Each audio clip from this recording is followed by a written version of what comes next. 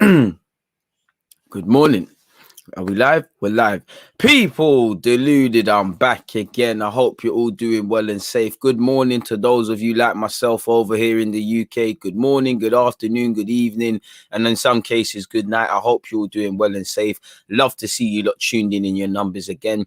Please make sure you're all hitting the like button early doors. Please make sure you're checking out the pinned message, because after this live stream, I'm going to do a Euros focus one where we'll consider what has happened in the Euros, what that might mean for going further in for England in the Euros, what it just means for, what talking points have we seen in the Euros. Like, personally, I can't lie, I'm going to spend a decent amount speaking about Paul Pogba. I think he's been brilliant in the group stages, not to ruin it, but is it a bit concerning that I'm sure off the top of my head, Germany have have been behind in all three of their group stage games now.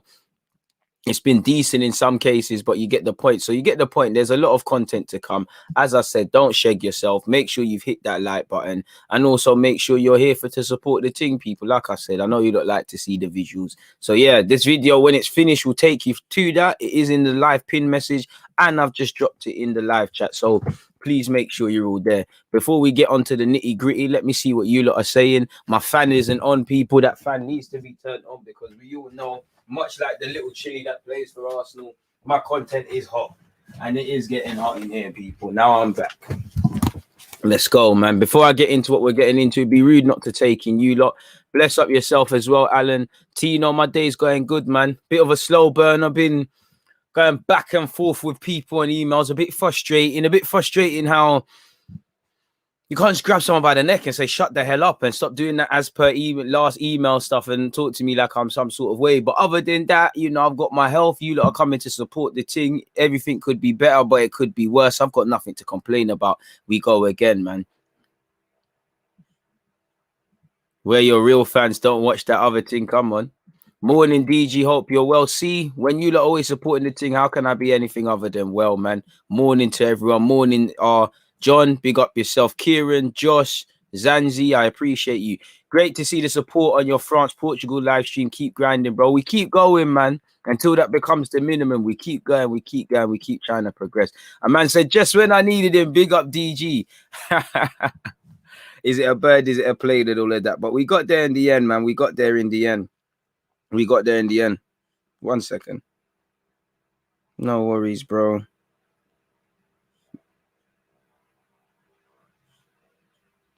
Do you reckon you will within? Sorry, people, then it.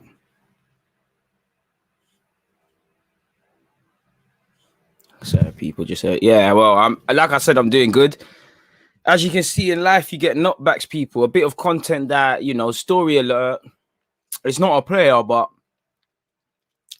it would have been a decent video for those of you who like to see my general content and all of that sort of stuff and that stuff. There's something that I've actually got it done. The video got, something happened to the video, and I was in the process of redoing it. And I thought it would have been a good video for you, but it's all about finding time in the schedule, and someone's just kind of flopped it, really. So that's a bit disheartening, but it's real life. We keep going, man. We keep going, we keep shining, we keep profiling. It would have been a fantastic video for you lot that love football, like expert insight from players and all of these sort of things, man. So it's a bit upsetting to just see that live on air, but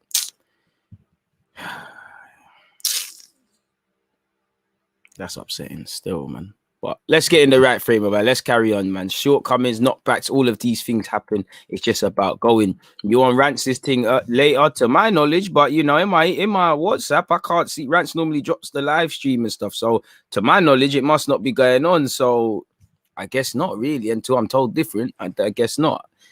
So yeah, man, it's 11:30. I haven't seen any info with that. So it is what it is in that regards. Respect the grind. Come on, I respect you lot's support, man. I expect you lot's support, man. Hey, man. Arsenal fans, if you want a Portuguese midfielder, Renato Sanchez is your man. Bro, I'm sure we're all on that propaganda piece, and I'm sure many Arsenal fans are lying to themselves about getting Isak, myself included, people. Big up DJ, I'll be listening the whole live stream. Dex, I appreciate that. CS, come on, my guy. Josh, Kieran, I respect you. Pack, thank you very much for tuning back in. We know Odegaard's a bit booky, but we'll get on to that in a second, man. Let me just say my greetings and things. DG, let's discuss Let's discuss Camavinga. I think I prefer him to Aouar. We're going to get into all of that, my guy. Love your positive outlook, bro. Do you know what it is? Thoughts become things become reality. If I think negative, my thoughts are going to be negative, and negative things are going to start happening to man. That doesn't mean if I think hella positive, and only negative. But I genuinely feel when you think positive, provided you're working, things happen. If it goes the other way, it's an issue. Morning, bro. Your streams are part of my work day now. I do feel we will break our transfer window record this time, but still don't think it's enough. Steve Stinger, hopefully, because right now, you know, we're just getting stringer apologies because it's a bit mad for us. I hope so. Again, I'm prepared to shut my mouth until September or when the window officially closes. But and I'm not going to sit here and say other clubs are making mad movements, because you are hearing things like Chelsea ain't signed no one. But when you hear Hakimi, who looks to be going PSG, or Haaland, that's intent. For us, it seems like we doubled down on Odegaard. It's looking a bit mad. We're going to get into it. I don't think Odegaard's a snake. He don't owe us anything. He's a bit, you know, it's a bit of a yatty thing for that boy. It is what it is, man. It is what it is, man. It is what it is. A man said Odegaard doesn't learn, he won't play. Boy, let him do his thing, man. Let him do his thing. It is what it is, man. It is what it is. But with that being said, we've got a decent amount to cover. Like I said, make sure you're hitting the like button. And let's get into Odegaard. Let's crush you lot streams if that's what you was on first and foremost. You know me, I've got to do the timestamp and all of those things. And if I share my screen with you guys, as you can see, there's a million things to be doing. That's for my Euros content later. That's the DG content and merchandise. Make sure you're getting your t-shirts and the rest of it. Take that in. You know, but yeah, we've got a lot of things to speak about. That's in relation to Portugal. I think that's in relation to Odegaard, but I actually read the Metro things first, so I'm gonna deal with that one first. As you lot can see here, people, let me zoom in a bit. Martin Odegaard has dealt a blow to Arsenal's transfer hopes by revealing that Real Madrid are planning to keep him for the new season. Now, on the face of it, we know that. I do think they're open to selling him because at one hand, they want to, you know, make money for Mbappe. If money's put on the table, they'll sell him. But on the other hand, pardon me, they could rebuild around him. Not him centrally per se, but use him. And obviously with Carlo, it's a new manager. It isn't Zidane. Where Arsenal's problems were is because, you know, we can, you know, Martin Odegaard from the minute he signed for Arsenal on loan said he's comfortable here. We made a case of saying that. But as long as there's no permanent option, you've got no position of power. And we should have, obviously, I'm not saying if you want Odegaard to return and be this creative man, fair play. But you've got to be prepared to concede that it isn't going to happen. And like I told you lot in January, that signing was nothing other than a marriage, a temporary relationship of convenience. We needed creativity. He needed a platform to show Real Madrid something. He's got that. And now we've kind of somewhat watered a plant that somebody else is going to enjoy the fruit of it, really and truly. But it is what it is in that regard. Yeah, you probably wanted to make him come, but he's come to the club. But at the same time, you're not in Europe. You're lacking finances.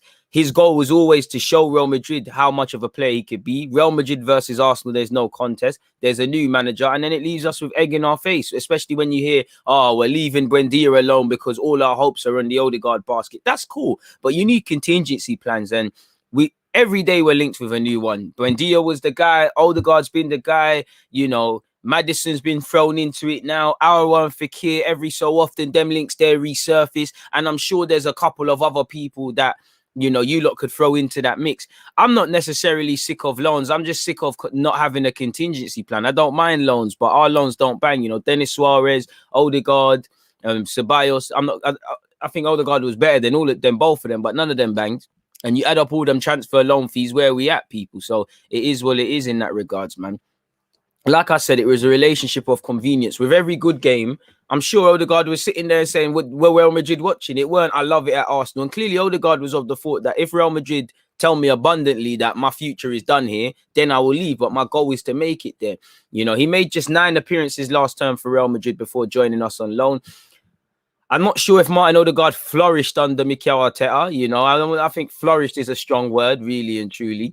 But anyways, people, allegedly, Real Madrid have been clear that they would like to take me back. Odegaard said in an interview with Norwegian television channel TV2. Let me click that and see if official things come up. Well, I don't know what happened to Donny, but I think, yeah, man, let's just stick to the article we actually had, people. But yeah, so then it will be time to go go there when training starts up. And again, he could still be sold. This, you know, you never know what could happen. They need to deal with his contract and whatnot.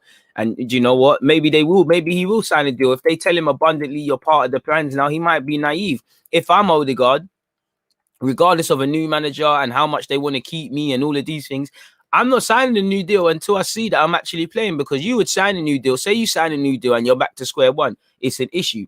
Of course, it has always been a dream to play there. I've been in the club for over 6 years now, and that has always been the goal. Exactly. I always want to play. I've said all the time, playing hard is important.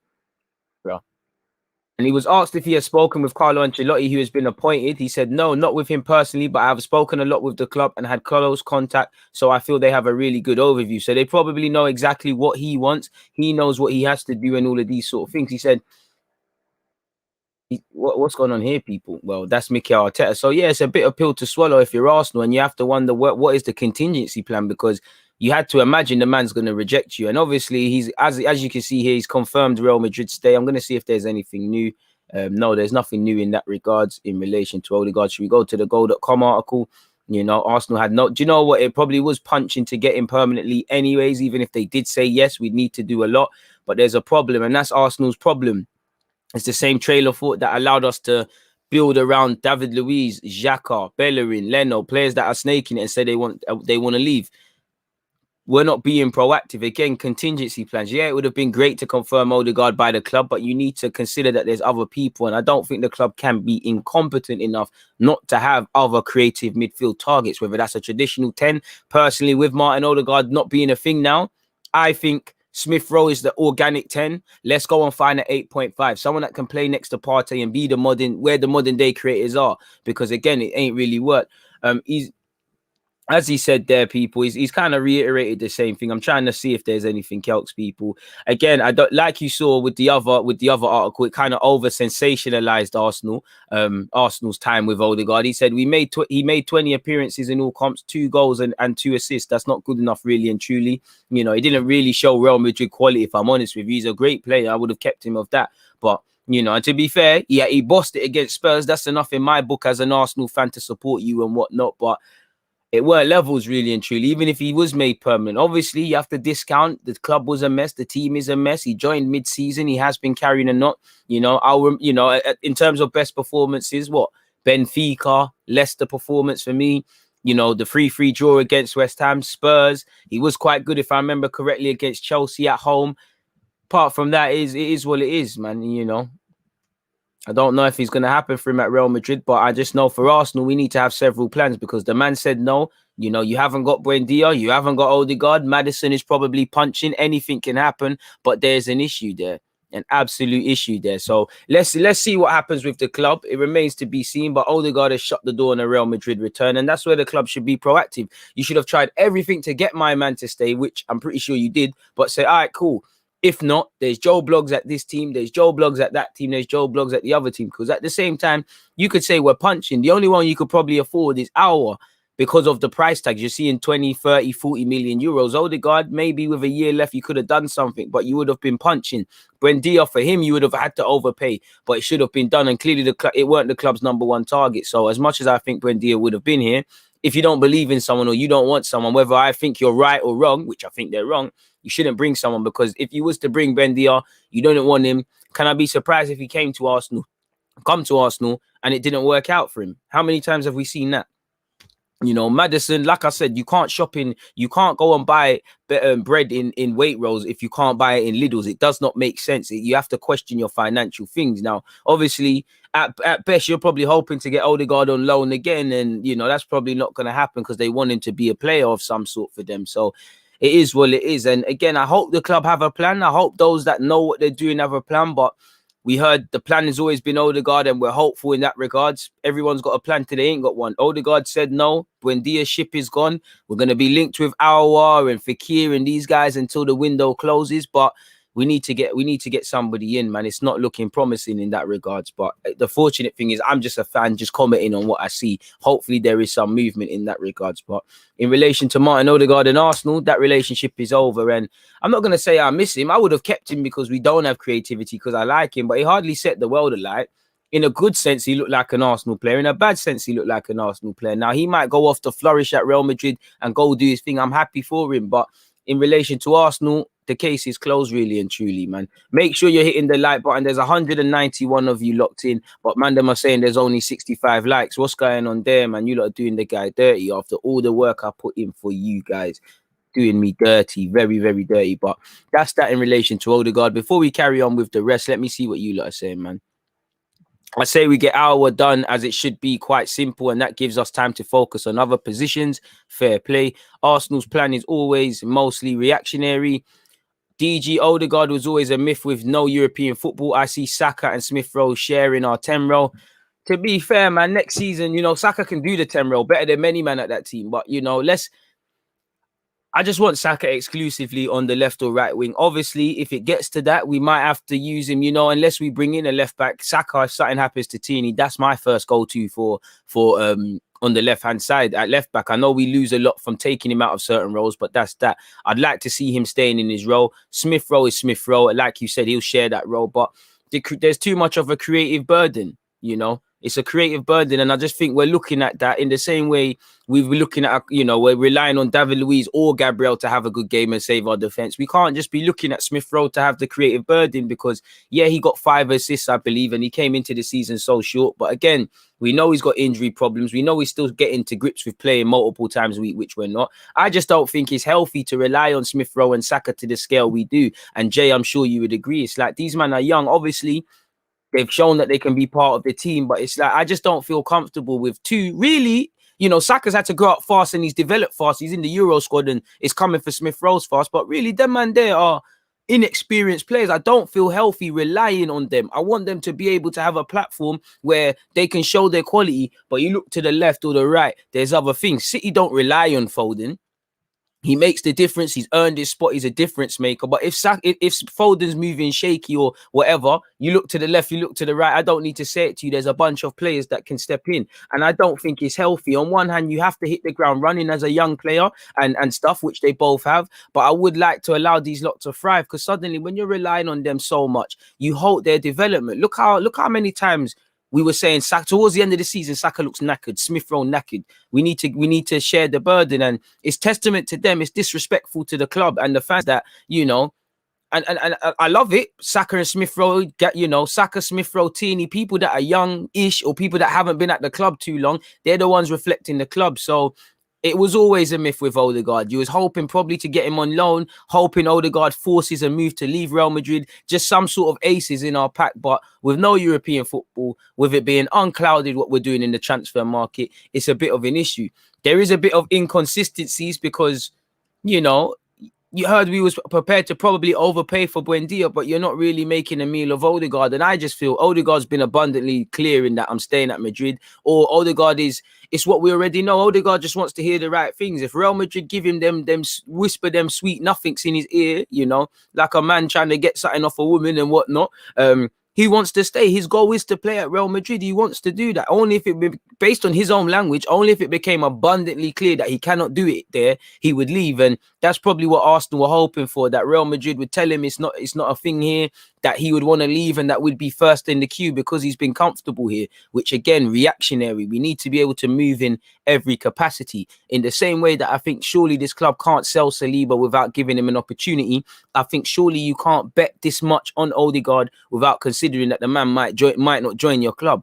But you know, that's just me trying to think logically. Can that be said? Will that be it? It is what it is. And it's like what I said, my guy. I will shut my mouth until September. I'll have my comments. I'll be very vocal on YouTube, as you lot can see. But if you do not bring a creative man in, we're in problems. Odegaard says, no, what is our plan B?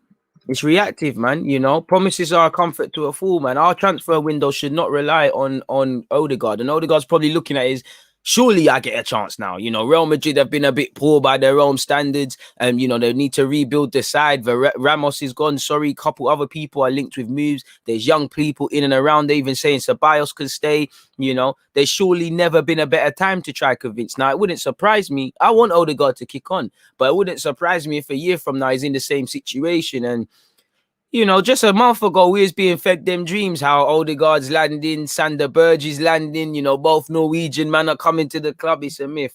I'm not necessarily upset about Sander Berge. I'm just saying, you know, this is how quickly these stories move people. Just the other day, it was a Norwegian double returning to the club. So we'll have to see. What we need to remember, though, it is still long in the transfer market. We don't know. Things can change.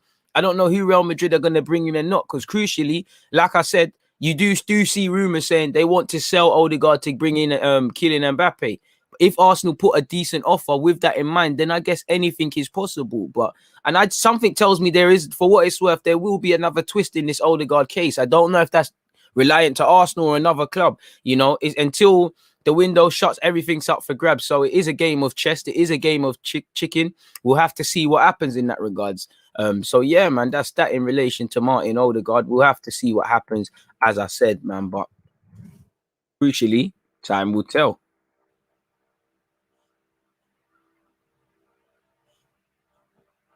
Time will tell, people.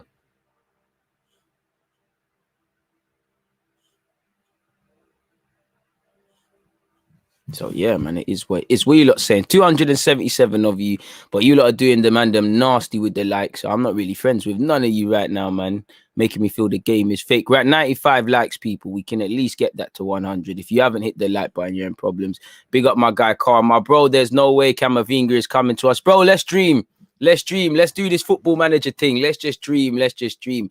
Imagine Camavinga, Kakare, and Lokonga. I mean, very young and naive, but it would be elite, man. It would be elite, very cultured, man. I'm kind of happy it's happened this way. Stop the club from paying a stupid fee for Odegaard when he's really not the guy.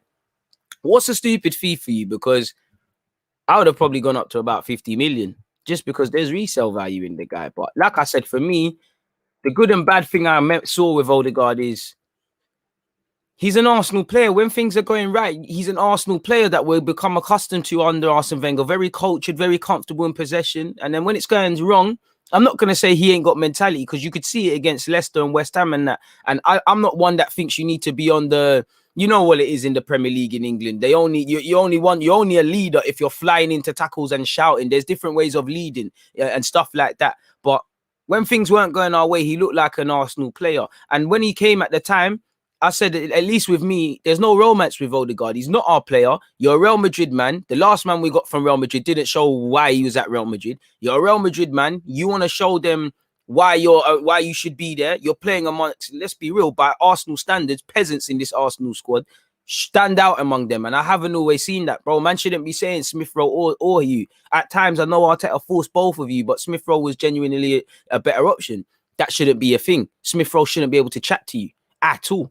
And I do think there were variables that didn't go his way. And obviously, you can't just sign a player and think everything can happen. But as I said, it was a relationship of convenience. I hope he gets the chance because I like him as a player. I think he's a good player in that. But if I'm Real Madrid and I'm looking at it on a harsh thing without romance, you know, has he set the world on fire at Arsenal? No, you know. Have people always said, "Rah, that's the Real Madrid man," and that? No, because when Arsenal have been looking mad, and you're looking at players, you man are saying, Tierney shouldn't be there. Maybe he should go City. Saka shouldn't be there. You know, give Smith Rowe a couple of months. They'll start saying it with him. Gabriel of the same trail of thought. People question why Partey signed for Arsenal because of what we're doing. With Odegaard, I didn't really see that. And at 22, I think he's going to go off and be a good player and things, but I didn't really see much, really and truly. At least, definitely, I'm all for signing him. I was all for signing him because, like I said, I don't know if he's going to bring anyone in, but you know, it's nothing to cry about. He might go on and set the world alight at Real Madrid, and like I said, I want him to. He's a good player and he seems like a good person as well. But that file is closed now, and you've got to be able to get rejected. For me, I'm more one at 8.5. I'm not going to lie. As I said, with Smith Rowe's emergence and Odegaard in the team at the time, I was prepared to say, all right, cool, you've got your 10s now. Still on an 8.5, but maybe it doesn't need to be there. I feel we need to go for more centre mid creativity than the whole purity football sort of thing. I know Smith Rowe, for me, long term can play 8, he can play 10, he can be used out wide, but that's where the modern day creators are. There's not too many of these Ozils and these elegant 10s about. They're all like a Kevin De Bruyne and things of that nature. And I know Gundogan's a 6 and has been playing 6 at Germany, and that's what he made his name of. But lately he's been getting forward, and I think Arsenal need that. You know, Bruno Fernandes is a terrible example because he scumbags a lot of goals and he's terrible with the ball in terms of he keeps losing it. But you can see what goals from midfield mean. I just feel Arsenal, when we tried this sort of 10 experiment, it ain't worked. We tried it with Ozil. Let's do something a bit different. But what do I know, man? I'm just a humble football fan with an opinion, with the privilege of having, you lot tuned in. Please make sure you're hitting that like button, and also make sure you're at the Euro watch along, people, because again, I love neutral content and I love to speak to you guys about neutral content, man. What else are you guys saying before we crack on, man? Fantastic engagement and all of those sort of things. Not gonna lie, that's a good point. Man was saying this guy was Ozil 2.0 when we got him. And like I said, man, I'm gonna give him a bit of a blight because he couldn't fix anything. But you never looked at him and said, yo, this is a Real Madrid player among Arsenal peasants. You never said that. You never. Carl, you're my guy, and I never miss these sly comments from you. A mid-table Prem side would be good for Camavinga in his development. A lack of Europe will hurt, though, for Arsenal with that deal. Yeah, it would. But at the same time, we've been failing and able to get moves done. So my thing is, clubs can still get things done. I mean, Carl, as much as I love Villa and you lot are doing good things, we did still finish ahead of you. So Carl, allow it. Carl, I'm just trying to hit back, man, because you've been attacking me all week, man. But big up yourself, man. Tell your guys leave Smith Rowe for what it's worth alone, man. So it is what it is. Zaha for me, not Odegaard. I mean, I wouldn't mind Zaha at the club, and he can technically play behind the striker, but I don't think Zaha should be the man in terms of being in charge of us creatively. And for me, before anything, the tactics have to change, because you can't just, it's like with the defense, you can't just have a poor defense, sign a good defender, put them in the team and say work your magic. It doesn't happen in any other walk of life. That doesn't happen. If you're, I don't know, the best architect in the world, but and you get signed up by a company, but you're surrounded by joke men, you're asking people to do things that take 10 minutes is taking 10 days and all of that, you're not going to look like that. My point being, we can sign any creative man in the world, people. It's about the system, because when you look at it, bro, we're 9th for goals, and I need to make this a timestamp. The system must improve regardless of who we sign. Sorry, people, man. I have to mention that, and that's what I mean in the sense of, it's like with Gabriel, we have improved defensively. Let's not lie, but this new creative man would come in, play well for a sec, and then the novelty would wear off. The creativity has to improve. You look at us going forward. Whatever you say about Aubameyang, whatever you say about Laka, Pepe, all these guys, they might not be world class or whatever. Come on now. Let's stop the Arsenal banter. Real talk. Nobody, if you've played football, you don't want to play against that front three, front four, any of them options. You don't want to. That you find that you're playing them, man, all week. Anyone that's played fullback or defense, you don't want to play against them. You do when they play like how we've been playing and perform like how we're playing. We're not creating chances. We're going to sign this creative man. And it is a logical trailer for and say create chances. Yeah, he would. But the whole team needs to create chances. Obviously, the importance is on the creative man. But everyone needs to have creativity. There needs to be movement. Or what are you going to see? Like happens with any creative player that happens at Arsenal. Because nobody can play properly out from the back, because you haven't got brave midfielders. Partey's one now, but you ain't got that pivot. What a player is going to do further up the field, they're going to drop deeper. They drop deeper past the halfway line. The front three are not involved. We're defending for the other team. So the system, regardless of who signs, whether it was going to be Buendia, whether it was going to be Odegaard, dreaming, but whether it's going to be Jack Grealish and that, again, dreaming. The man there can't work their magic in this system. We're 9th for goals, people. Should, with that attack, regardless, and every player, as I keep saying, has to take individual responsibility. We shouldn't be 9th for goals. That tells me that the players need to buck up, but that tells me the manager isn't getting enough out of them players. There's no coincidence. Pepe's now coming to form and saving people's jobs, but Pepe's not done it the whole season. Aubameyang's had a tough season. Laka's had a mixed season. Willian is Willian, and he needs to take accountability. But why has not one single attacking player thrived, like proper thrived? That has to be because of the coaching. So again, we're going to do this thing where we're going to sign this creative man and think it's all done. In the same way, man was signing defenders and thought it was all good. By that trailer logic, we should have the best defense in the league. Technically, we've got third, to be fair, because we always sign a centre-half and we're linked with one. The system needs to change. Regardless of who comes in, 8.5, number 10, the system has to change, and Arteta has to promote these lot to have freedom in the final third, and creativity is too rigid. It's too one-sided. We're relying on more time. It's individual moments of brilliance. More time it's the Haaland boys, Saka, Smith Rowe, and that. Past that is dead. Last game of the season, Crystal Palace away. Go and look at it. Individual brilliance made us grab the goals. But no one cares when we win. It's when we lose or when we go on a shaky bit of form that people want to talk about this. Because you can go through my videos. Fulham, we beat Fulham. The next game was West Ham. I told you, look, these sort of things were happening. And you check all of them reviews, the same trailer thought has done. Until the system is there. As I keep saying to you, our first defender is Aubameyang or whoever's through the middle. Our first attacker is the keeper. Until we're living, breathing proof of that, you're never going to see this team create to the level you want, score goals to the level you want, proper long-lasting improvements in that regards. Because attack shouldn't be an issue. It shouldn't be. That's fully on Arteta. You know, defense, Arteta came in, he done his thing. But I personally think we're now at the point where we're not that we're focusing too much on defending because we still need to do a lot. But we need to remember, no matter how good a team is or whatever, you need to go forward. You need to go. I'm not saying you have to be like Leeds, but at least Leeds die on their sword. They go forward. You know, we just sit back. That's not football. That's not sustainable. That's why more time when we're winning these big games, it's because we're sitting back and we're exploiting individual moments of stupidness from the other team. You know, Chelsea messed up. Well, obviously, to be fair, Chelsea at home, I think we played lovely football. Rid a lot, but played lovely football. You look at the United game, probably Spurs to a degree. Half these big wins, you know, we're defending well. We're capitalizing on one mistake and we're doing our thing. And I don't really care about that because it's well, but it's not sustainable. And no matter what team you are, no matter how much there's a gulf in talent between the teams, you need to ask the other team questions. It's as simple as that. You know, look at the hungry gaffer against France. Yeah, they lost to Germany. Well, they drew with Germany and France and they're out. But imagine if he sat back and said, oh, woe is me against Germany. He wouldn't have ran it to the wire and made Germany be within, you know, kissing distance of going out. He wouldn't have got a decent draw on France. Of course, international football isn't the same. My point being, there is an excuse of not having the best players and all of these things, but good tradesmen use their tools to the best of their ability. They focus on what they can match the other team at, and they mitigate against what the other team does well and tries to counteract with that. So for me, regardless of who we sign, if we do or don't sign anyone, it's the system.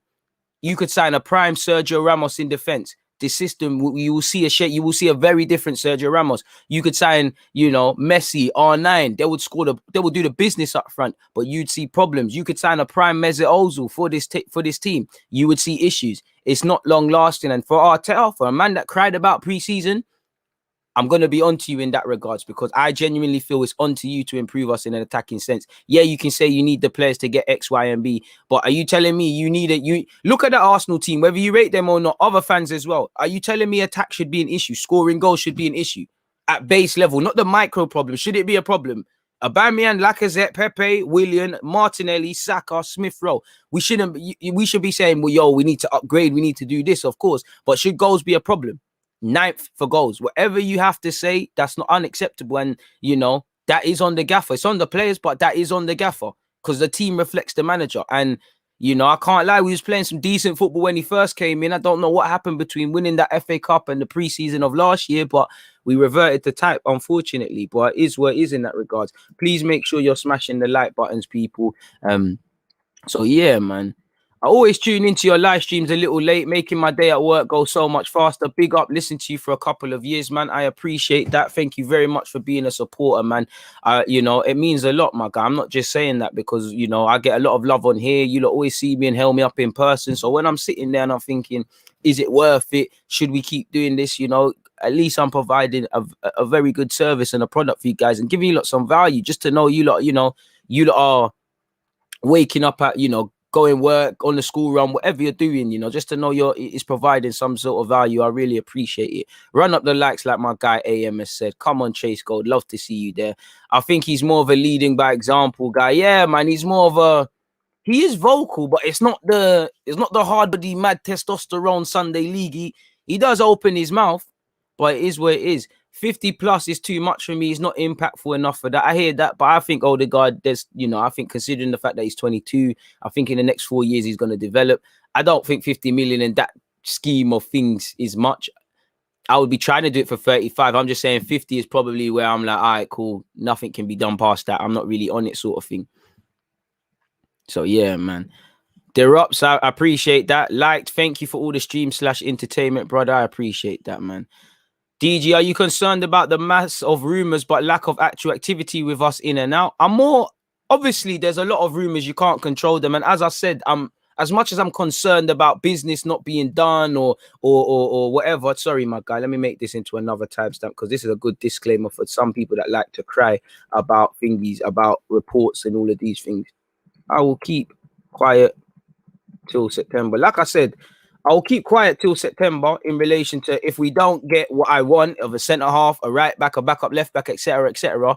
400 people locked in, hit the like button, I'd have a problem. Now, I am sensible enough to believe that whether I think the club is competent or not, let's be fair, every club is realistically doing things in the background, whether it's to the standard I want, whether it's the players I want, whether it's to the name we do it, is another thing. But I can concede that I'm not working for the club. So again, unless you're really involved, you don't know what the club really is doing or not doing. The media will get articles and go everywhere with it. But and I know transfers are easier said than done. You need to. I'm very critical on Arsenal's selling ability, of course, but it's all good saying sell a player. You need to buy a player. And a lot of people think they know transfer values and how they really work. It's not that simple. Obviously, there's European championships, there's Copa America, there's things going on.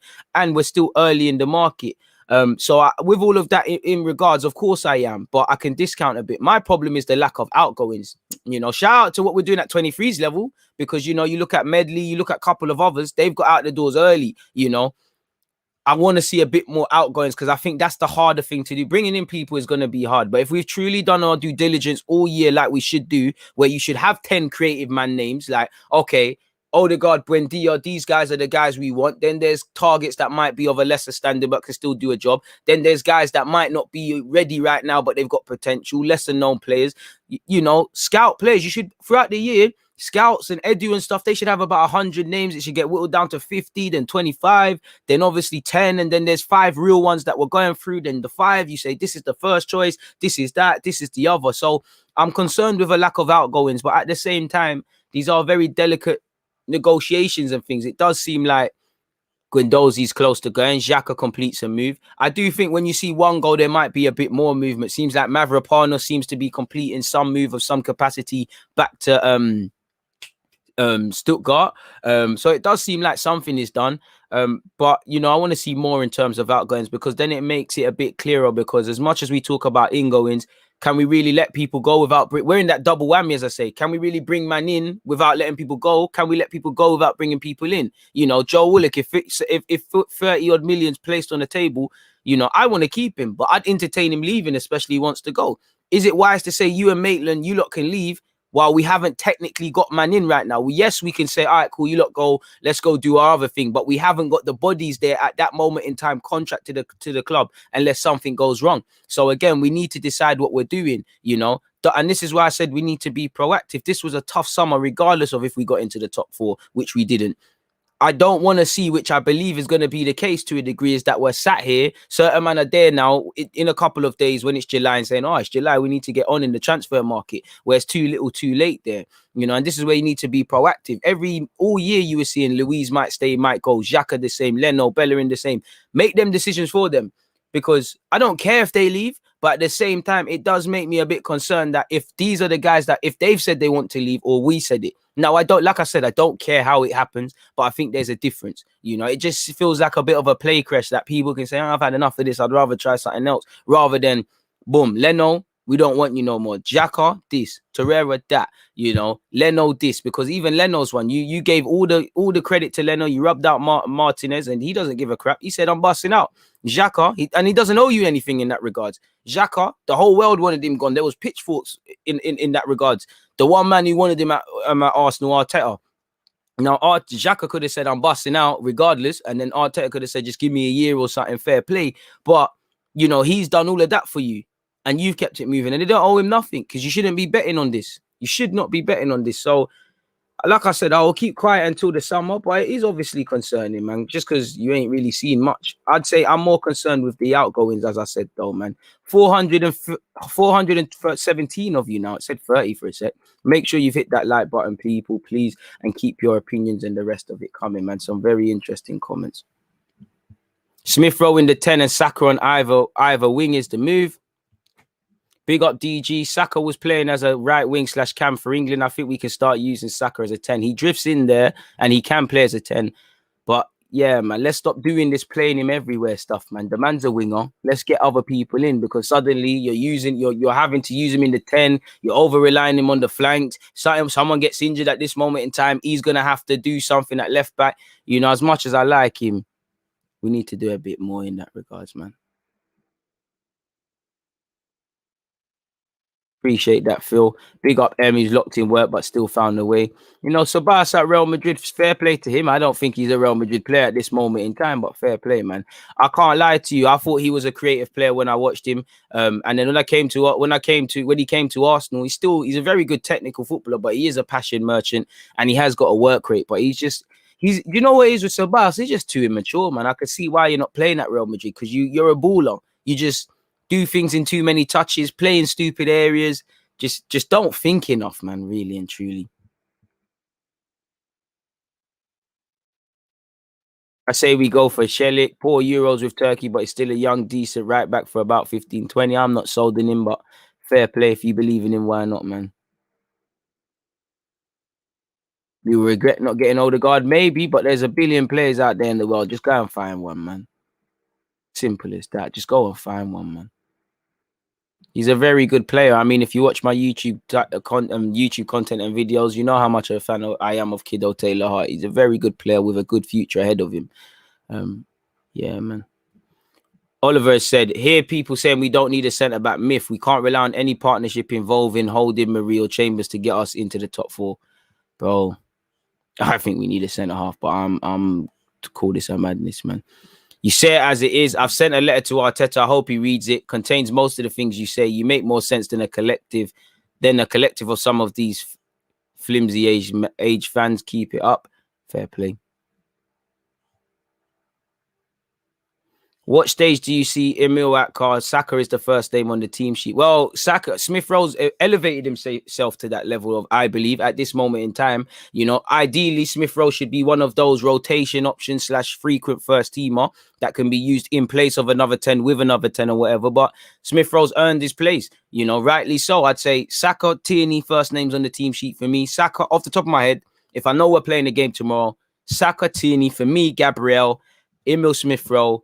And then everything other than that is if I haven't said Partey as well, everything other than that is subjective, I guess.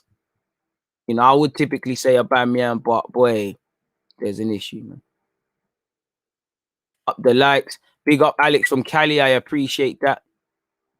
David said, big up yourself, DG. Followed your growth over the years. Keep up the good work, my guy. Appreciate that. DG deserves 200 plus likes. Come on, man. It is what it is, man. Some interesting comments, man.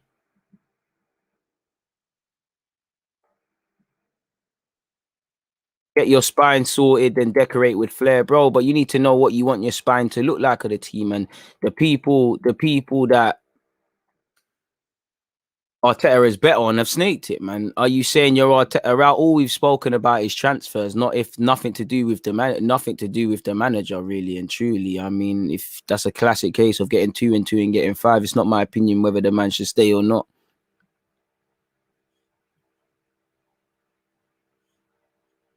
Who do you rate above Balogun? I don't know anything in relation to Tyrese John Jules. Watch that space. Things might change, man.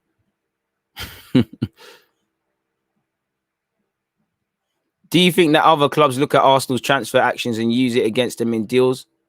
Everybody does. Everybody does. You know, if United, bro, if I have a centre half and United want a centre half, whether I think he could command it or not, I'm gonna say, well, I don't expect 80 million, but you spent 80 million on Maguire. I might want, you know, United might be coming. This guy might only be worth 25 million. I'm saying I'll take 20. United are saying 15. I'm saying forget all of that. What's going on? And them sort of trails of thought happen all the time with English clubs. So yeah, it's not as deep as that, but yeah, 100%. Saka or Pepe in the right wing, whoever's the best on the day, they should be fighting. You know, it should be either one. One can play on the left, one could play on the right, or we should have competition. You know, we need a fixed 11, but we need depth. We need everybody challenging each other. So whoever's performing, Saka and him probably both relish it. But yeah, it is what it is, man.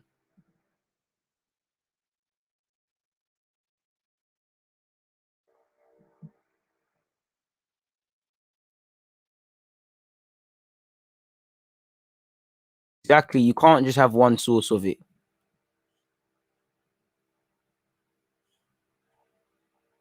So yeah, it is what it is. Make sure you're hitting the like button, people. Let's press on with. Let's move on to the next one where Camavinga and Aouar now. I would love Aouar, I'd love Camavinga, but it's all was, it's all nonsense, really and truly, man. Man can hope, a man can pray, and all of those sort of things. Sorry, I'm gonna get it up, people. We've got a lot of tabs, as you lot see. Arsenal prioritizing transfer move for Eduardo Camavinga over Hosam Aouar. What, like how we prioritized Odegaard over Buendia? I know Odegaard's probably happy with being told he's got a Real Madrid future at this time. I'm sure Carlo's happy. I'm sure everyone at Madrid is happy. I'm sure his agent's happy. Arsenal are left red-handed. Arteta's probably messaging him and he's reading his texts and airing them, you know. In relation to Buendia, Norwich are happy because they've got their replacement in, I assume, in Rasika. They've got the money and they've got favourable terms. Villa got the man they've scouted. Arsenal ain't got a 10. So let's see what prioritising transfers do. I mean, you've never had a better chance at Camavinga, to my knowledge, because you look at the bigger teams. PSG still won him, but you know, the Haalands, the Mbappes, all of these guys are flavour of the month. Now, Camavinga's agent, same as Bell, has said he will leave. Said he will leave this summer. Said he'll cost a lot. So is what it is. Now, I can sit here and tell you how he was an Arsenal fan. We've all seen the pictures, how much of a cultured player he is. He's got a lot of development to do. He's still in very, you know, he's an abnormal teenager, an 18, 19-year-old, whatever. But in many incidences, he is extremely average. You look in that regards, you know, he's still got a lot of development. He's a cultured player, lovely left foot, lovely technical skills, better dribbling ability than people give him credit for. Fantastic player, but he still shows he's a teenager at times. So I think people would have to tamper their expectations of him and expecting certain things. He's not going to be a trailblazer straight away. You look at maybe this season for me, he was a bit underwhelming at Rennes. Maybe that's because he's not necessarily focused with transfers and whatnot, and I think that's reflected with him not being in the France squad, but you get the point. For what it's worth, though, allegedly we're prioritising him ahead of Hosam Aouar, people. Arsenal have revived their long-running pursuit of Hosam Aouar this summer, but are prioritising a move to sign Rennes wonder kid Camavinga. They're two different players. They can exist together, you know. Apparently, Mikel Arteta is intent on adding quality to his midfield ranks following a miserable campaign for Arsenal, both domestically and in Europe. Martin Ødegaard had been the club's first choice. As you lot know, he has confirmed he is staying. We all know Xhaka, Torreira, Guendouzi, among others, could be leaving. Aouar has been heavily linked for well over a year. And apparently Arsenal are hopeful of finally reaching an agreement for the France playmaker, with Lyon prepared to sell their prized possession for just 20 million. Allegedly, the report indicated that Arsenal were ready to offer Aouar a lucrative 100 a week contract to lure the 22-year-old to North London ahead of next season. According to Le 10 Sport, they've claimed the Gunners have shown far more interest in the 18-year-old Rennes midfielder Camavinga. I mean, Arsene Wenger would have loved to, I think, be managed Guendouzi and Saka. Imagine Arsene Wenger with Camavinga, Aouar, and these players. But it is what it is, people. Apparently, in recent weeks, as Arsenal head coach and technical director has looked to the French market for potential reinforcements. Now, on the face of it, from a fan's point of view, I would love Eduardo Camavinga. I think there's a system for him to buy into. You know, we'd have him, you'd have Gabriel, you know, a bunch of young, you know, late teens to mid 20s. We've got a good age range. You know, Arsenal is Arsenal. He knows what it is. Obviously, there's the whole leaders of the new school. You know, young, innovative, and hungry, like the manager. But when I look at it, if I'm Camavinga, I actually think staying at Rennes might be the best thing. You know, staying at Rennes for another year, letting your contract run down, even though they said no. PSG, staying in your homeland. There's every logic with that, joining a bigger team, but still in your homeland. You look at what it did for Kylian Mbappe. You look what it did for Neymar, staying in Brazil and not moving until a certain point. And obviously he's been linked with Madrid and these things, and Madrid are doing the young player thing, so it might be a thing, but you never know. For him to look at it on a cynical one, where I would not consider Arsenal, you look at Arteta. Who has Arteta evidently improved to the blind man? Not news has come out and the player has said, yeah, he worked with me and we did this. Who has evidently improved under Mikel Arteta? If we want to go a layer under that, who has evidently improved specifically as a young man? Balogun signed a new deal, ain't played yet in the Premier League. Saka's being used all over the place. It took injuries and really playing Willian as a 10, Lacazette as a 10 before Smith Rowe got another opportunity. Gabriel was rubbed out when times got hard. You know, Maitland-Niles, Nelson, bewildered. You know, there's a couple of Saliba in and amongst it. You know, I don't know what's going on with Saliba. To look at it on a cynical one, if I'm Camavinga, would this be the right place for your development? Only time can tell. I would love him. For what it's worth, though, Aouar remains firmly on Arsenal's radar, but it appears Camavinga, widely regarded as one of the finest young talents in European football, has jumped to the top of the club's wish list. I would love him, but there's going to be everybody looking at him, people. Like you can see here, Jonathan Barnett represents Bale, Mason Mount, Grealish, Ben Chilwell. Bro, money for him, because you'd imagine Mason Mount gets an improved deal.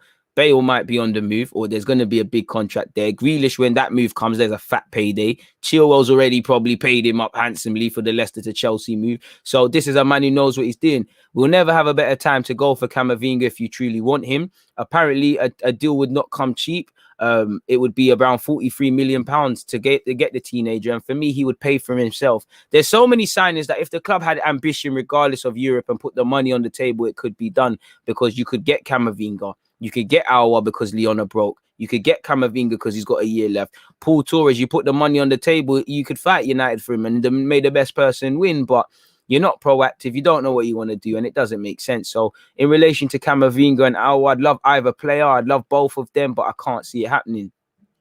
Le 10 Sport on Aouar, though, apparently, people, at the start, Hossam Aouar is part of the little papers of Atletico Madrid. Don't think he'll be a great fit for Atletico, but Griezmann could only say good things. And, you know, Griezmann has had a good Euros, but defensively, he's made some good tackles. You could learn a lot there, and they're in Europe, unlike us, innit? So it is what it is. Apparently, Lyon are preparing for all eventualities for Hossam Aouar, and we did hear Ulas say he's had 3 unofficial offers from clubs for him. And like I said, everyone wants all these players in it. So like you can see, Arsenal only get 3 hits at people like Willian and Cedric, and, you know, bargain basement deals, and you know, them Amazon pallets that everyone's selling with bare brock up electrical goods. That's what we're on, man. Them Wembley market settings. But apparently, in case of an offer, Lyon will look carefully at the proposal and not oppose the transfer of their midfielder. An agreement exists between the player and his training club for this summer. On the shelves of Juventus and Arsenal, it is now, so Arsenal may have put offers, it is now the turn of the Spanish club to enter the dance for a player almost 23 years of age. His contract has 2 years to run. It ends in June 2023.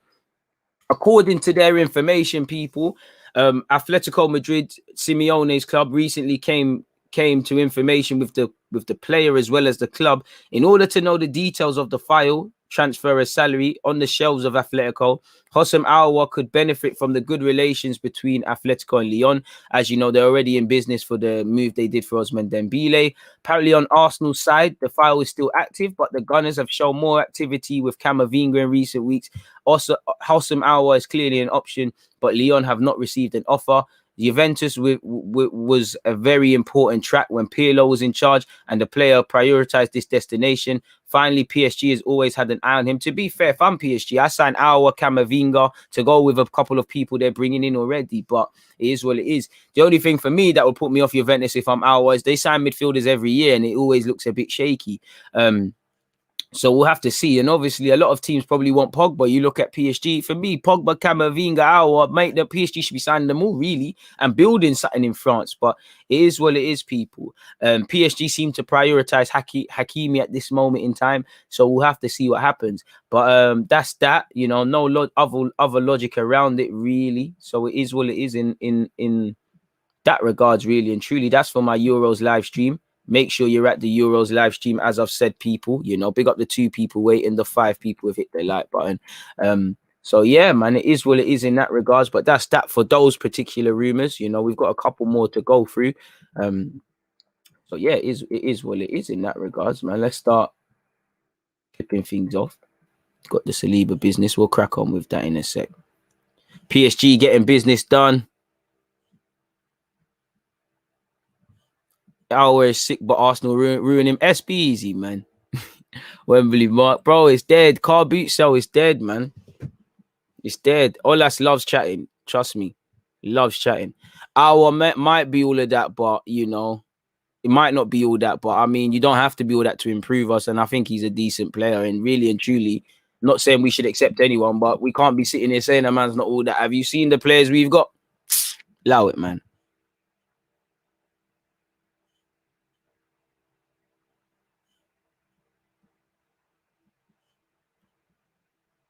I like the idea of Camavinga and Lokonga battling for that midfield spot next to Partey during the first season.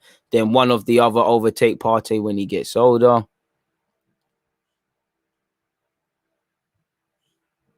But if you can't sign Camavinga, you are not signing Cherki of Lyon. That's the one man Lyon are gonna hold on to. And I've already said it. You might as well just go there and say, I want Aouar, I want Kakare. Let's make something happen. See what can happen. Good ratio on the like button. Keep it moving, folks. Hit that daily assist. There's 400 odd. We should have at least 200 likes, people. Come on, man. I'm not asking you for much, and I'm providing decent quality. 230 likes, people. Let's move towards 300. What's going on in that regards, folks? If you've got 250 M's, go and get both, bro. But Arsenal are the kings of chatting.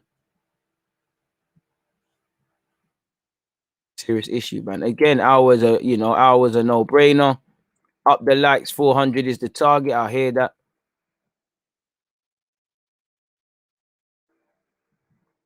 Edu and Arteta should be shown the door. Do you think news like this hurts us? Basically telling man you're our second choice, hence prices being bumped. Would you take Vieira over Arteta? I would. Fair play. I love Vieira as a player. I've got a lot of question marks over Arteta, but at this moment in time, do I think Vieira is a better manager than him? Probably not, because I haven't seen a style of play, anything Vieira's done. I haven't seen him win the trophy. Ain't seen much. So I don't really think there's any basis at this moment in time to say that. You man are sleeping on the like button. Come on, people. Bro, we're not getting none of them, brother. And for Cherki, it doesn't make sense. For Lyon, it doesn't make sense. For him, it doesn't make sense. You're not the finished article yet. You're nothing near, for me, being of a level where I think you're ready to move yet. Well, you could always move. He's a talented lad, but I just feel settle down, become the man at Lyon in the same way Ndombele, Aouar, they've become kind of, not the man, but the man, become the man. You've shown it in little bits and pieces. I just think when the man's got potential, fans just see it as they have to move now. Like it's really underestimated in taking your steps, just cooling off and relaxing yourself. Too many people make the step too early and it don't work out, man. You just got to be careful, man. Just relax. It is what it is in that regards, man. It is what it is in that regards. Moving away from that, though, people, let's carry on with where we're at. There was SALIBA, Southampton. In for SALIBA loan. I believe that said, what minute are we at? 57-10. Southampton in for SALIBA loan. Let me see where that one was, people. So yeah, let's carry on with SALIBA. Like there's two. I've just got two articles here. I don't know which one actually was it. You could see I read a lot. But, William SALIBA panics Europe. Obviously, Google Translate is going to make it look like I don't understand English. And, it's not been helpful to the French lads who have written this article. Scrolling down, we know SALIBA's done his thing. We know he found somewhat happiness at Lyon. He said, the coach, Mikel Arteta, told me that I was not ready yet. I would have liked to have had my chance. That's how it is. It's football. I left because I wanted to play. It had been since March that I had not played in the first team. He did his thing, as we know, people. Apparently, scrolling down to what actually matters and zooming in France, Nice, Rennes, Marseille, to be fair with you, Rennes and Marseille, you lot take Guendouzi with Rennes.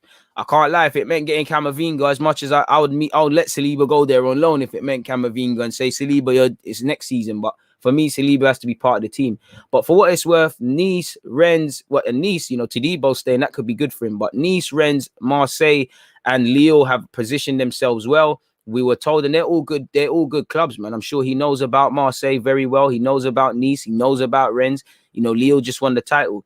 Abroad, also, the former player of St. Etienne has a crazy rating. Apparently, Southampton, Newcastle are looking at him. Leverkusen's looking at him. And apparently, Italian clubs are beginning to look. All these options are quietly being studied, but there has not been significant progress yet. Arsenal and the player take time to think things through to make the right choice. The ball is now in their court. So we'll have to see what happens. And like I said here, people, as you lot could see here, Southampton have joined the race to sign William SALIBA this summer. Now, I'm all for him going on loan again. I'm not against him going on loan in France, but I would like to let him go to the Prem. I would like, first choice for me is he stays and he earns his spot in Arsenal's first team, but I would like to see him in the Prem. Let him see how much of a culture clash this is in comparison to France. Let him be exposed to stuff and, he would fit in well. He would learn a lot, you know, because there's a lot he needs to learn. I think mentally he's prepared for this because you can see he's a big character. You see what the French derbies mean to him, and now he carries on for St. Etienne. So if you was to loan him to Newcastle, who, you know, should have credit in our bank after handling Joe Good, it could be good. Southampton, he'd be with Hasenhuttl. So there's a lot to learn there, and, you know, there's a lot for him to learn. So Southampton have joined the race to sign William Saliba from Arsenal this summer. According to Foot Mercato, several clubs are interested in Saliba during the window. We all know he signed a 5-year deal in 2020. It appears Arsenal will send him out on loan again, and it kind of says what we need to see, people. As you lot know, Southampton conceded 68 goals last season, and signing a new defender is priority, so there could be game time. But is that the best defensive unit and system he's thrown into? I don't know, people, but that's that in relation to our guy, William Saliba, folks. 474 of you. Please make sure you're all hitting the like button. I really appreciate all the support you guys give me each and every time. Without you lot support, there's no point doing this, folks. So yeah, it is what it is in Saliba's case, man. So it is what it is. Don't be afraid to get your opinions in. We can close this. We can get on to David Seaman in a bit. Where is it, man? I think it was this one still. Let me see if there's a better article, people, for you as well. I don't really care if he's completely changed. I don't really care about none of that. He should have changed. He's a manager now. Obviously, this report looks a bit more prettier, people. But as you can see here, apparently Hector Bellerin is interested in Inter Milan. Now, we all know Hector Bellerin is of interest to Inter Milan primarily because all of a coincidence, you know, Hakimi seems to be going to PSG, and a right back that we want to sell that wants to leave is linked with a club that might not have a right back. Yeah, it's great. You know, for Bellerin, you know, going to Italy, if you come out of, you know, if you stay in Italy for more than a year or 6 months or 3 years or whatever, and you don't know how to defend, you never will. So the potential to go to Italy to learn how to defend, a new way of life, a new culture, all of those things are amazing. Based on everything you hear, it looks like he'll be going to Spain. We saw the rumors his agent was allegedly talking with Betis and Villarreal, seeing what could be done. But today he's been linked with Inter Milan. Inter Milan have identified 3 players to replace Paris Saint-Germain bound. Paris Saint-Germain. I'm moving like I couldn't say that. You know when you say something, it sounds weird. PSG bound Hakimi, but will not be in a rush to make a final decision. According to Sky Sports Italia, transfer market expert Di Marzio, who reported moments ago on air that the Nazari are in no rush to decide Hakimi's replacement. Apparently, Inter Milan have drawn up a list with 3 names to choose from, which include Arsenal's Hector Bellerin, Denzel Dumfries, and Zappacosta of Chelsea. Now, Zappacosta, probably Chelsea would be open to sell, and he will relish the chance to play in his homeland. Denzel Dumfries is going to have a lot of offers, and who's going to say no to Inter Milan? They should be, well, Dumfries should be your, you know, I'd rather, I'm sure Inter would take Zappacosta ahead of Bellerin, and I'm sure Denzel Dumfries out of the 3 is the top target. Arsenal, it's unless they'll probably study other options before they go for Arsenal's Hector Bellerin as well. So that's probably where these reports come from, people. And, you know, Arsenal only want 20 million. To be fair with you, if Inter Milan do make 70 million euros and add-ons and can take Bellerin for 20, then there's a 50 odd million surplus. So it would be half decent. But for what it's worth, I don't think it's happening. I just think it is article nonsense, really and truly. So it is what it is in that regards. If we move away from that, you know, you've seen a lot of rumors of Torreira being linked with Lazio, but their agent has denied it, people. I mean, their president has denied it. Apologies, people.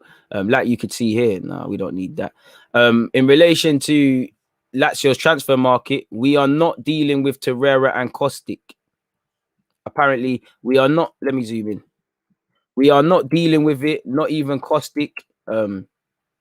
He then adds. Apparently, however, he likes the Uruguayan. That's a bit of an underkill. Let me type in Torreira, man. There must be something that's a bit more specific.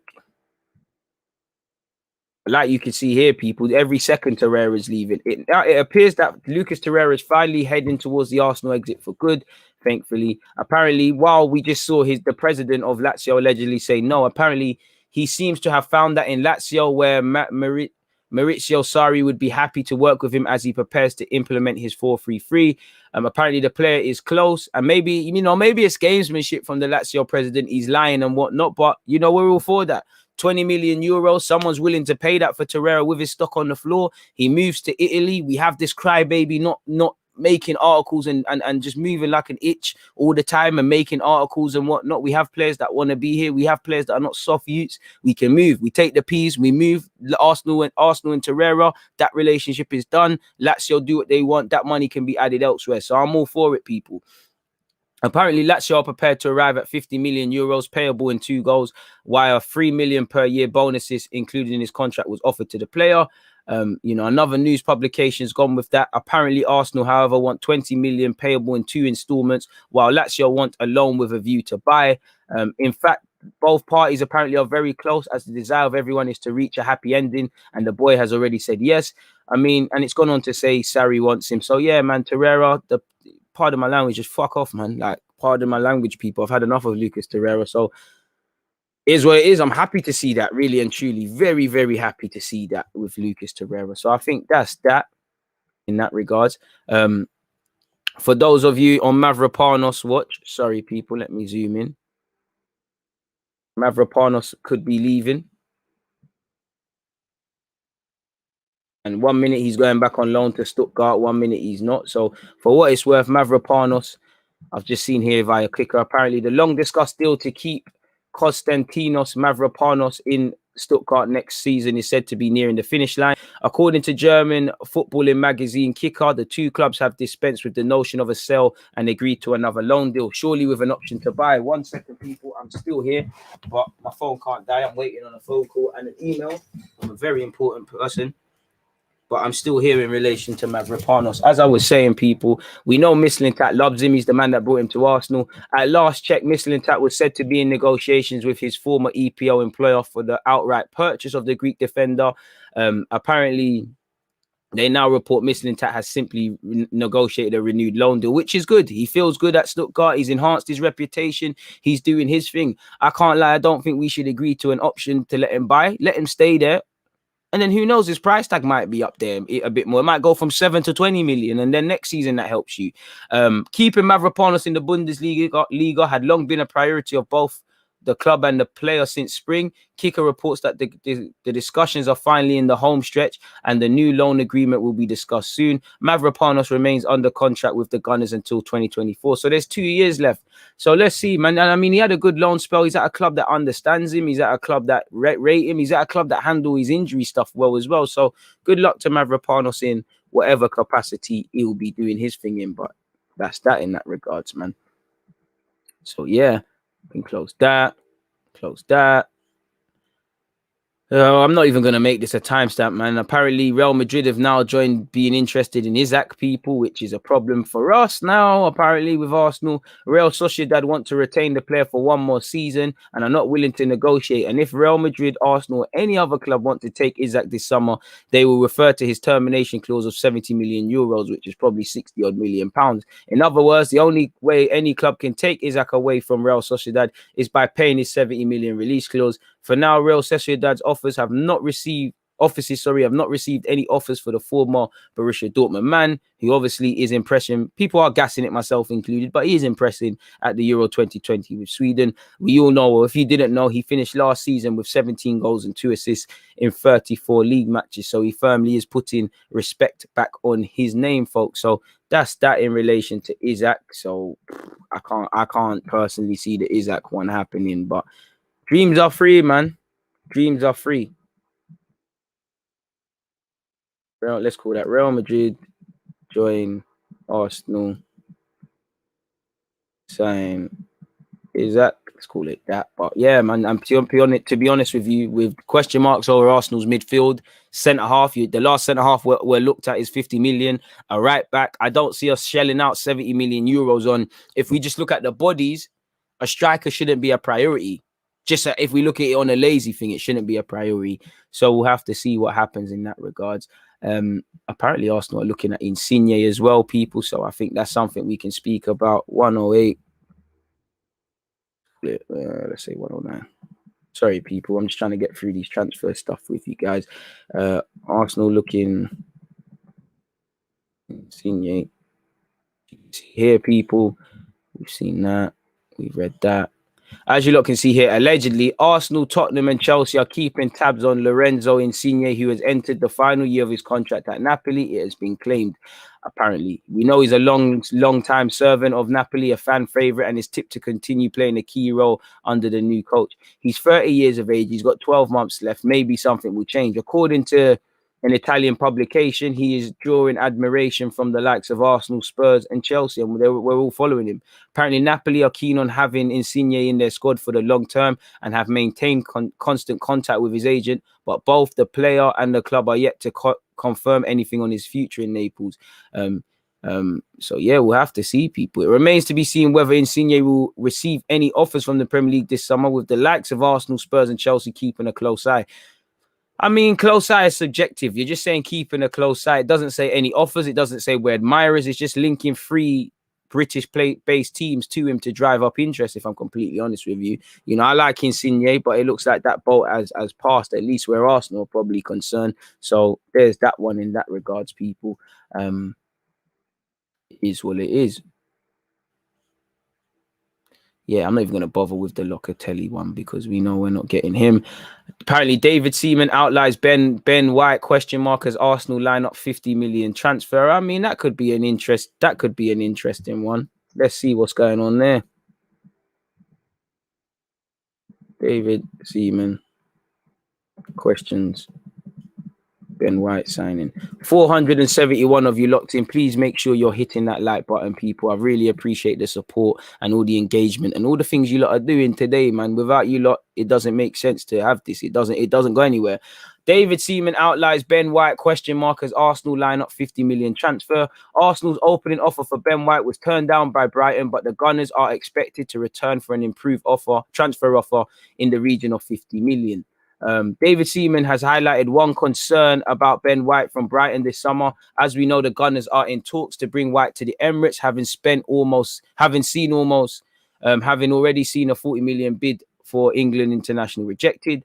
Apparently, he's had an eye-catching season, but skipping forward, apparently David Seaman is excited by the prospect of his former club signing White, but claims there is one question mark over the centre-back.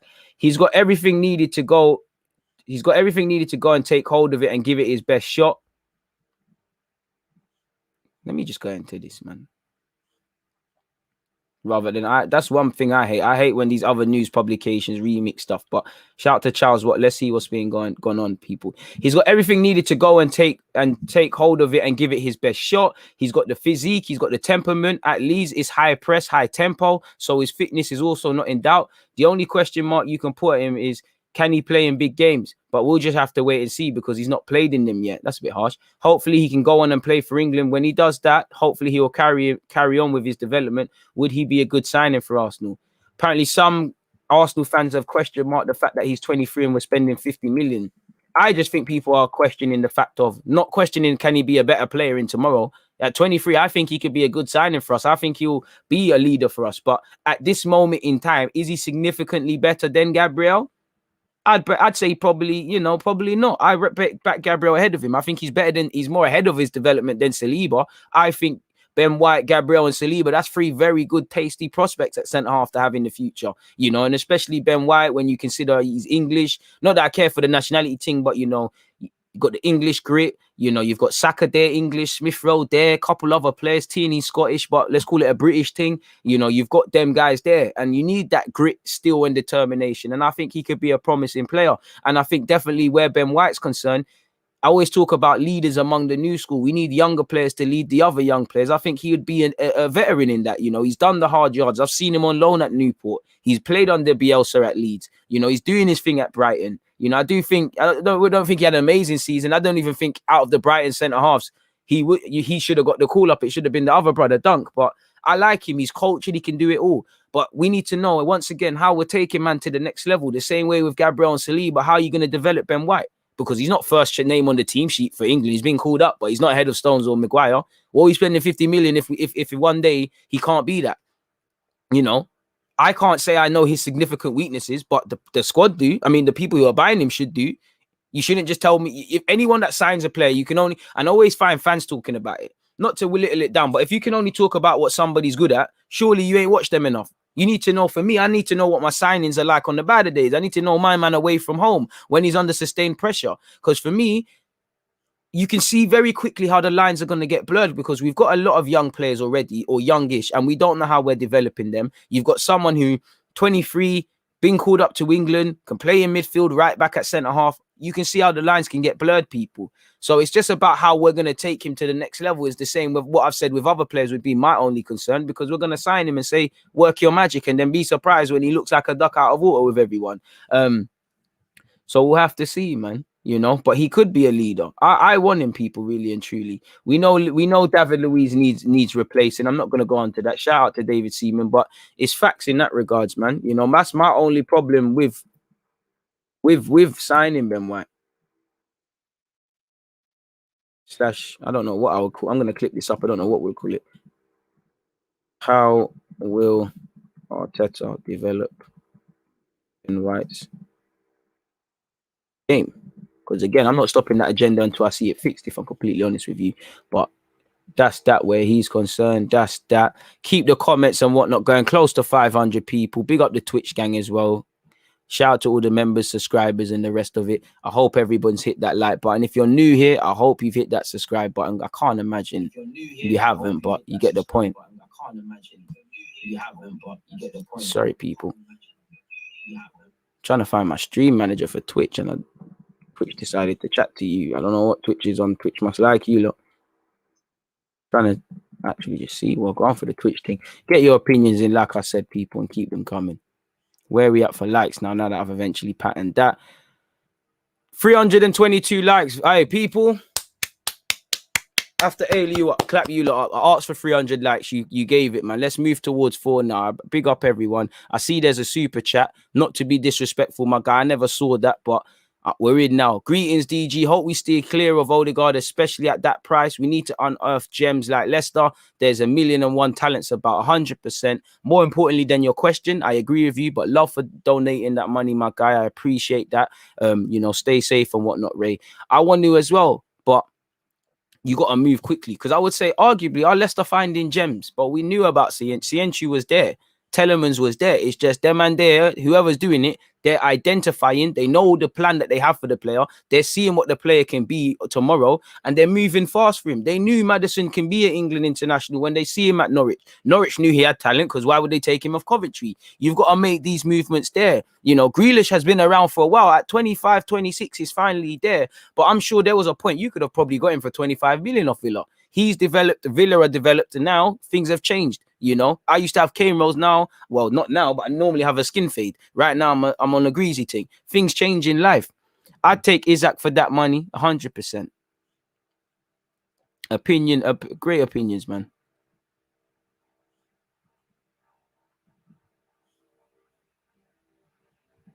I'm still waiting for Leeds United to come in and take Ben White from you guys. Would be a better move for him too, to be honest. As you say, he won't be a guaranteed star at Arsenal. I imagine he'd be a guaranteed starter, but it's like it blurs the line, because for me, if we're bringing in someone, it don't have to be for big money, Carl. But for me anyways, if you're bringing in a centre-half and they're not significantly better than what you have, what's the point? Because I think Ben White is better than Saliba, for example, right now. But he's still got development. Is he significantly better than Gabriel? Probably not. I'm sure there's some people that say he's better. You know, I'm going to be a bit biased. I'm saying Gabriel's better. I think they can be cool together, you know. And if you're going to do that, whether it's going to be Ben White and Saliba, Saliba and Gabriel, Ben White and Saliba, whatever thing you could do, and you're going to go with that young defense, you need to imagine that they're going to be naive at times. That's where I think holding comes into the matter as well, man. Is where it is, man. Hit the like button, people. Please stop spamming. Man said DG for under 23 coach. I saw that. I ain't got my UEFA license, man, but would love it, man. Man said pick your dream starting 11, DG, bro. I've done too much dreaming. Man, don't want to dream no more, man. Big up the Twitch gang. Speaking about Isak, he's been brilliant. I'm biased, however you spell it, as fuck, since I'm a Swede, but I'd wish we'd go for him. I think the bar is low with a lot of things that I'm gassing up Isak doing as well. I can't lie, but he's a terrific player. Yeah, White could be better than Gabriel, but are they significant? And for me, I believe he's a player, but this is what I mean by we're going to set a man up to fail. We're going to say, just go and do your job.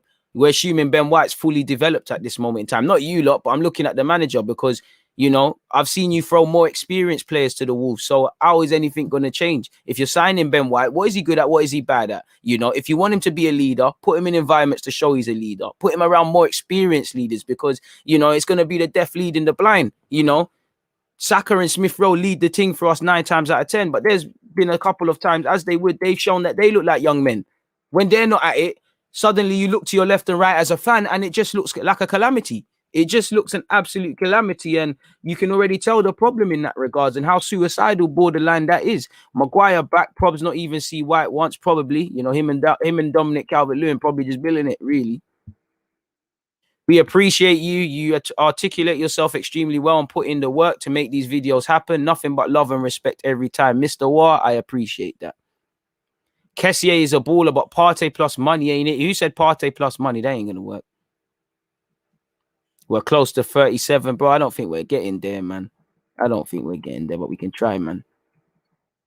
I believe in Ben White, innit? I like Ben White, but I just think too many times, like with Ben White, like with Saliba, like with Gabriel, currently with Martinelli, with Balogun signing his new deal, they can have all the potential and we can talk about what they could be in the future, but I keep saying it and I'm not going to stop. What are we going to do today to make them that?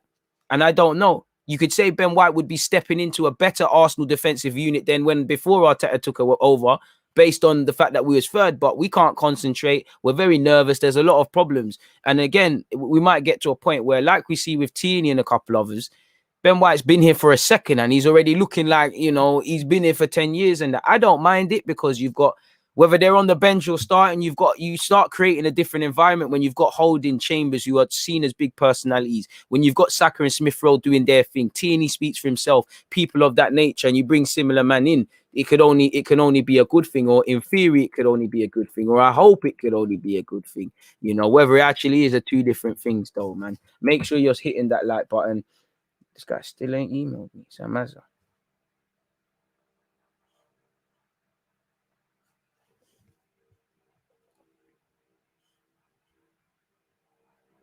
And everything.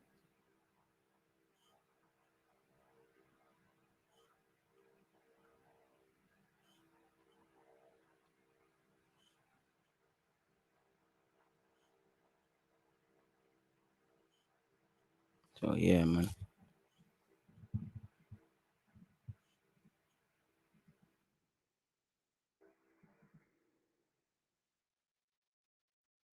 Boy, it wouldn't surprise me. It wouldn't surprise me. It wouldn't surprise me. It would not surprise me if that's the thing. That's the thing with Ben White. This is the thing. Like, man can be adaptable, but this is where the lines get blurred. You could see him just thrown in at midfield, then thrown in at right back, then centre half, which I don't mind because he's adaptable and he's able to do it. But is he a centre half doing a job at right back or midfield, or which I don't think he's brought in for? Is he a midfielder doing a job in these other roles? When the lines get blurred, you see the problem.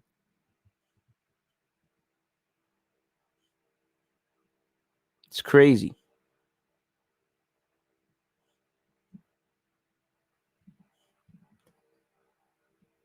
Interesting, man.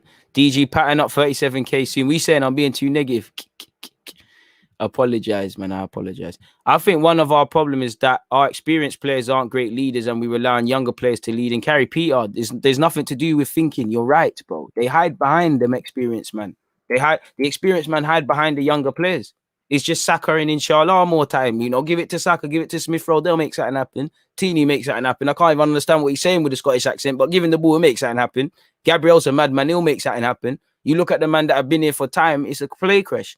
You know, if I'm completely real with you, you know, certain man that even had good seasons, they might not be here. There needs to be an element of ruthlessness. The following names, there's every reason to keep them.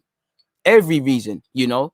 I think Chambers can stay. I'm keeping Chambers, but other clubs might say, you know, and there's homegrown things. But at base level, you might say, well, if you're signing a centre half, where is Chambers? Because I'm probably playing Holding ahead of him. For me, forget the Holding one. Gabriel, bearing in mind there's no Europe next season. Gabriel Saliba, Ben White, or this new centre-half, them three already ahead of you in the pecking order, right? Marie, I wouldn't say he's happy to be a squad player, but he can be a squad player if need be. He's thrown in. And then Holding's probably my fourth, in fact. Marie and Chambers, they can do their thing, but that's 6 man. Something needs to happen there. El Nene, do you keep him or sell him? Lacazette, make a decision, because you speak to some Arsenal fans in the first half of the season, he needs to go. Now he needs to stay. There's too many players like that. Make decisions. Too reactive. But you lot already knew that, man. He has all the tools, but it's about realizing it. Bro, it's defo deeper than that. You've got shaky coaching, shaky mentality from those at the top. You've got Arteta moving mad. There's several problems, man. Even right back, bro. We're still talking about right back. Right back. Listen, I'm a right back. I'll push right back agendas, but come on now. We should have a first choice right back. Don't get twisted. Shout to Chambers, and he should be back up. But on a serious thing, should he, a lot of fans are saying he should be our first choice right back. I think right now is probably the best option you could go with. But 38 games, is that serious? Let's be real. Is that serious? Is that of the caliber? Even second choice, arguably. For me, I'd rather actually just move on Cedric and keep Chambers, let him do his thing. But there's too much of these guys. And like I said at the start, it's a time for difficult decisions. Make decisions and lie down in them. Selling a couple of these players or keeping them, they might be the bad decisions or the best decisions. But it just feels we don't make a decision and lie down in it. One player's half going, then he's half staying according to the week. Or it feels like a game can change it, man. What do you think of Renato Sanchez, and where would he fit in the best? I mean, I would love him there, but at Arsenal. But it's not going to happen, is it? And he would fit in next to Partey, really and truly, man. Dumfries is having a good Euros, but he ain't it. Very shaky defensively, I'd say Dumfries. But I can't lie, the Euros, I'm feeling him a bit more. Some of you lot have been plugging him onto me. I don't think anybody's spoken about signing Maddison today, but we hope so. But he ain't coming. DG, was this process always going to be bad post-Wenger, regardless of manager, COVID, and other factors? Yeah, but it could be smoothened when you're doing the right things. And we're not doing that. Where's Sagna when you need him? Bro, I keep telling, man, Lauren, Vieira, Thierry Henry, Bergkamp, Sol Campbell, Cole, even though he's a pagan, go and dust off your boots and play for this team.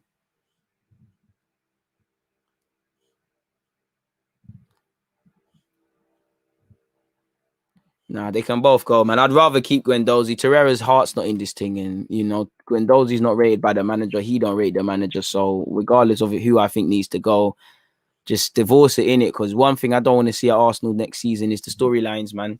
I just want to be talking about, have we been good on the pitch? Have we been bad on the pitch? Obviously, there's always going to be storylines, but there's too much storylines at this club. On top of all the madness that goes on the field and all the manager question marks and stuff, there's too much storylines and dramas, and this happened off the field, and this manager's beefing this guy, and this bust up, and this and that. It just feels a bit like EastEnders.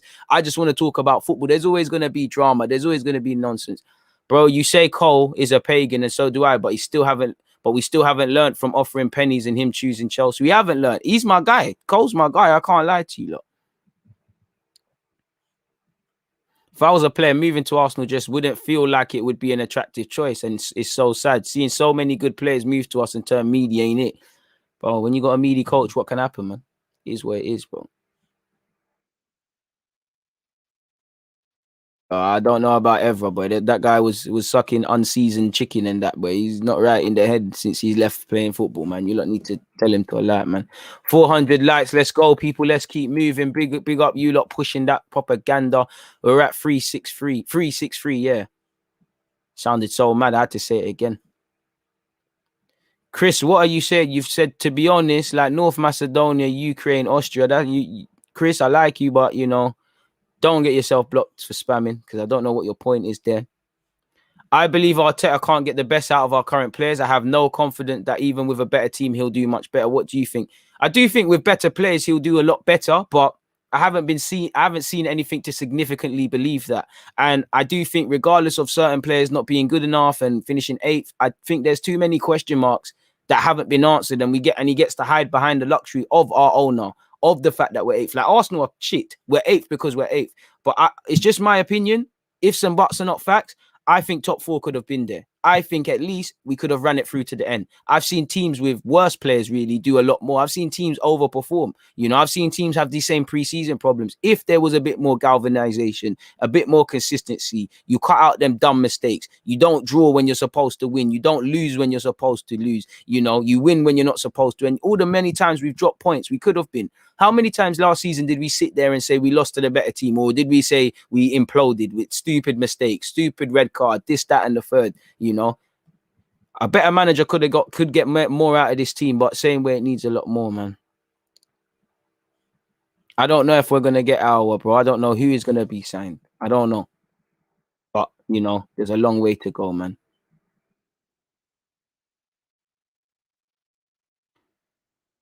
It looks like Smith Rowe will sign a new contract. Hopefully, man. I can't wait to shut Carl up because every time he thinks Smith Rowe is joining, I get upset, man. Yo, DG, if we buy all our ideal signings, where do you see us finishing next season? Bro, based on the names I've seen, Basuma, Madison, Aouar, Camavinga, bro, I'd like to think more if they all adapt and gel, then, fourth should be a real big possibility, man.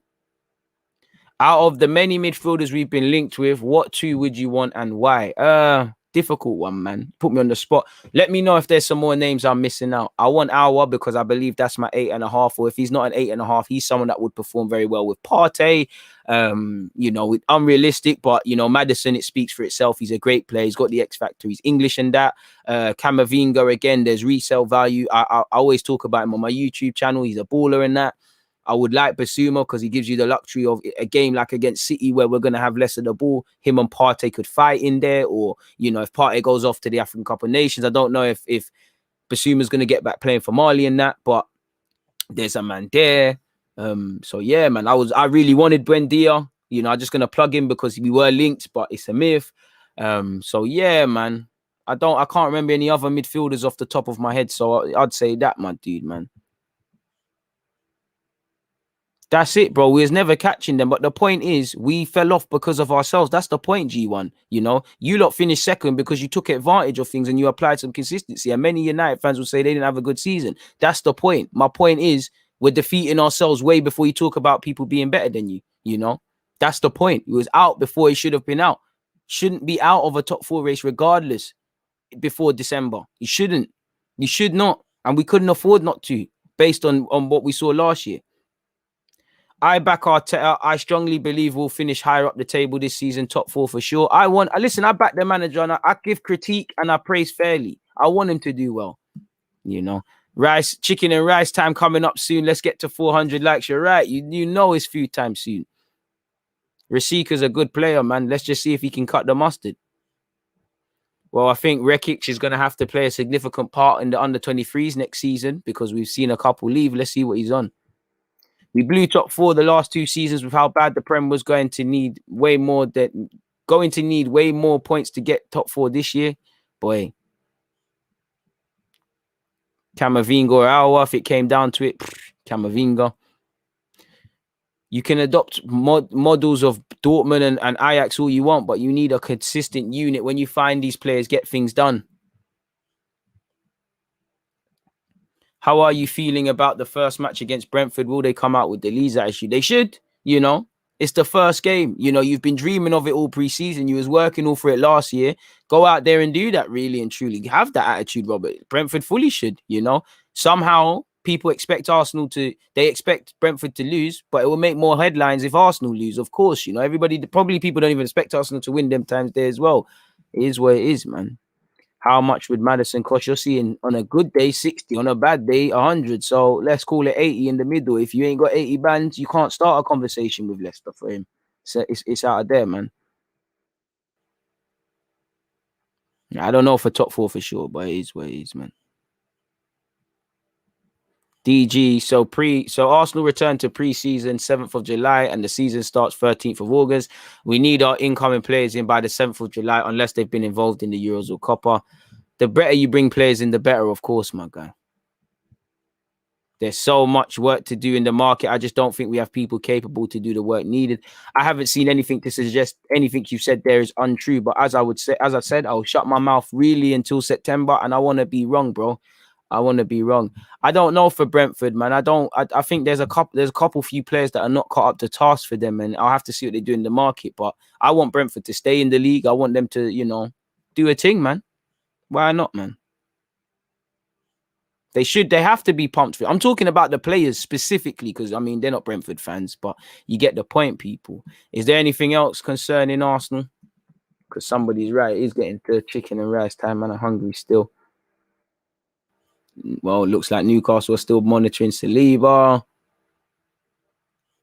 It doesn't look like much in that regards, people. But yeah, man, as I said, people, I'm going to be live for my Euro group stage live stream at 3 o'clock. Make sure you're all there, people. 515 of you in here. I know you won't all be at the last one, but the next one. But yeah, man, make sure you're all there. You know, we'll talk about the group stages, game. You know, any other opinions, get them in. But so far, I've got games of the tournament. Well, what I feel are games of the tournament, players of the tournament, talking points of the tournament. I might, you know, if I have time, might do goals of the tournament, the group stage so far, but I'd really have to have a big think about that, people. So yeah, man, I just want to, you know, players of the tournament, you know, I think Lukaku's been all right. I think Ronaldo's done his thing. I think nobody wants to talk about it, but Pogba's did what he's needed to do. You got someone being an idiot here, so, you know, you're just going to get hidden, Boney. Wish I gave your mum the Boney because maybe you stopped that stuff. 20 more likes until 400 though, folks. Dud of the tournament. All right, G1, make sure you're there for the next live stream and you're pushing them ones there, man, because I need that. You know what? Let's make sure that's there. Dud of the tournament, underwhelming duds. You could put that as a slash. What else did you say, G1? We'll talk about the last 16S.